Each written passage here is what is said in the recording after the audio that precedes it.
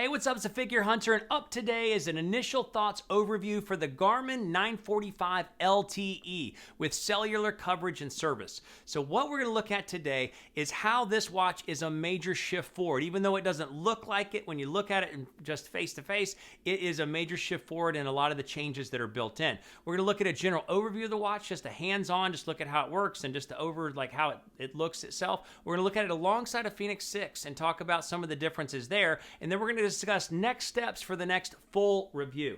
So if you like this video, please give it a thumbs up. Please consider subscribing for more videos in the future. Everything that we review is to test devices for the purpose of CrossFit and high-intensity interval training versus all the running, biking, swimming videos are out there. So what is the major shift forward? What are the new features? Well, number one, it's got a new processor. So a new way of approaching just how it handles information, new way of being able to increase the speed so you'll see it flow more smoothly, as well as be able to handle more of a heavy burden. This applies to what could come down the road with major updates to what's called the Connect IQ 4 or something like that, but the ability to evolve applications in detail. So it's a major shift. The second major thing is it's got new hardware. It's got a new Elevate 4.0 heart rate sensor. So the heart rate sensor and then the pulse ox with it are both coming in way more accurate. So if you look at the Elevate 3.0, and again, when testing for CrossFit or high-intensity interval training, I always say, and I still always say, you got to wear a chest strap if you're doing CrossFit or high-intensity interval training to get accurate information. But beyond that, if you look at just the optical heart rate sensor, I think it was 74% accurate on the Elevate 3.0. And then this Elevate 4.0 is now the most accurate heart rate sensor when just worn on the wrist, just the optical heart rate when doing CrossFit or high intensity interval. It's coming in at 93.4% accurate. Previously, Apple Watch 6 was the most accurate when doing CrossFit, and this is the new winner as the most accurate, heart rate device built into the watch itself. Third, the new design. Obviously, it's got a new shape, so it's not the old 945.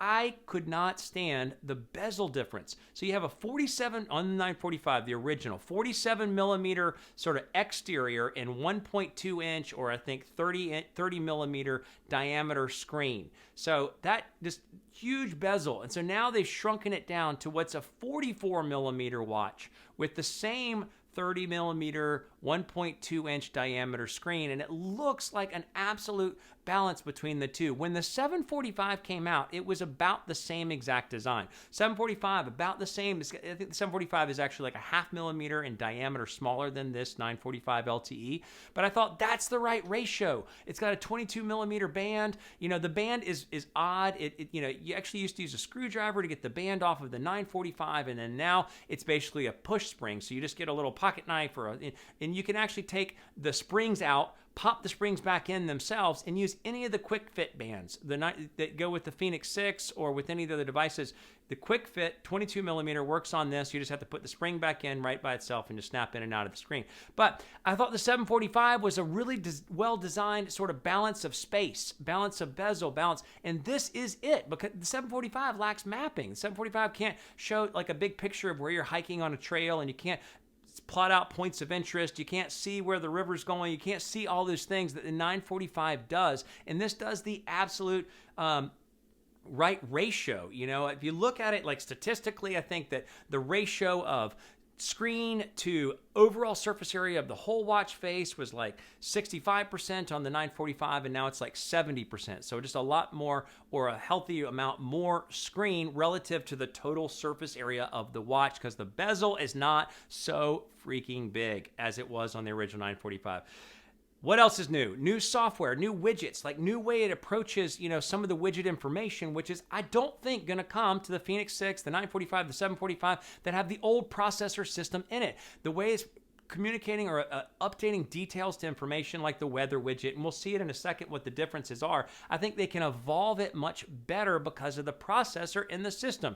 And I think there's probably some new battery life in there or some new battery design in there, because the new processor is somehow accomplishing better battery life. This is a smaller design. It includes LTE, but it actually has the same battery life as the 945 original of 2 weeks. I'm going to test it all in the full review. And then last but not least, new LTE coverage. coverage. So ability to look at, use it for cell phone coverage for certain specific aspects. Now, that's not absolutely new to what Garmin has released or other watches have done, but it is absolutely new how they're doing it. So Garmin coordinates the service for you. And I'll be frank, for the major review, I'm not going to test a lot of these features because they're purposefully for people that are out doing major long bike rides or major long runs that just need to use emergency services and simple things like that, or you're on a race and you want to receive a, cheers message on your watch. But what Garmin has done is genius. When I first got the watch, I thought, oh God, I'm gonna have to get some sort of separate side plan with maybe Verizon. I use Sprint and T-Mobile. What am I gonna have to do? But Garmin has made it to where they coordinate all the services themselves. Plus Garmin has bought like all this special emergency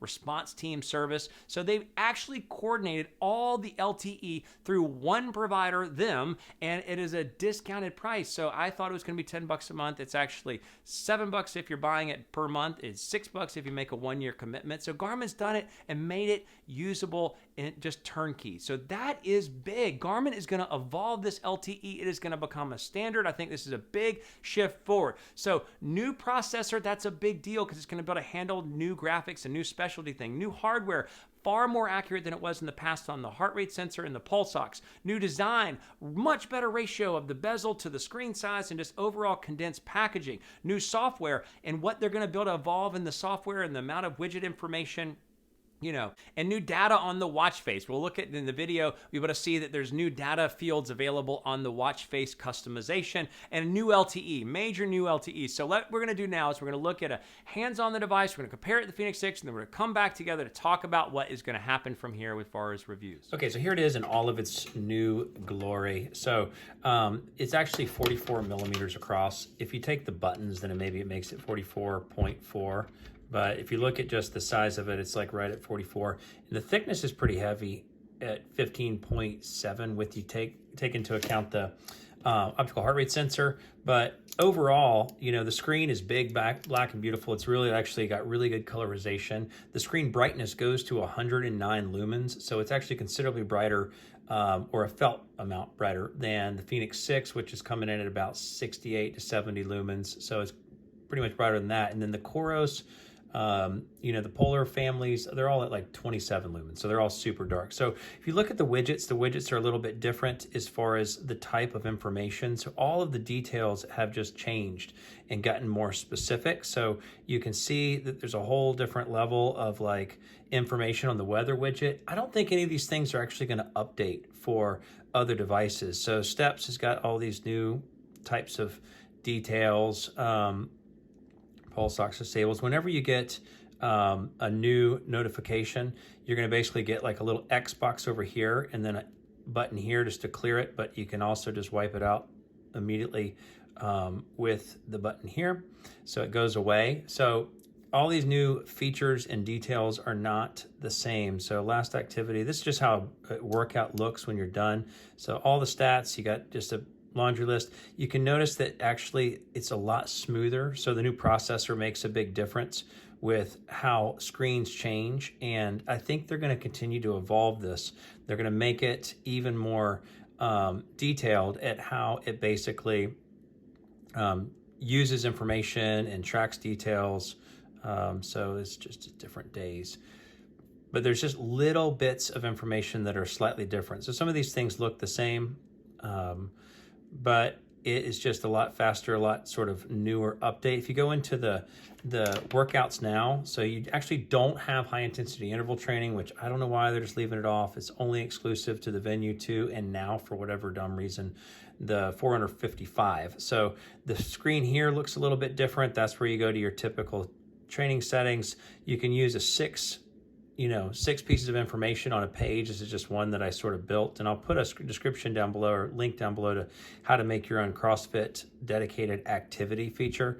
But I really do like the fact that the bezel is just smaller. The 945 just felt like it was a whole bunch of wasted space, but this is the new Elevate 4.0. Again, like I said, just a ton better accuracy at 93% accurate. It is weird they're not using, so the 945 had typical screw out pins. This has just got a typical spring-loaded pen. So you use a little, screwdriver, pry it in there, pop that out.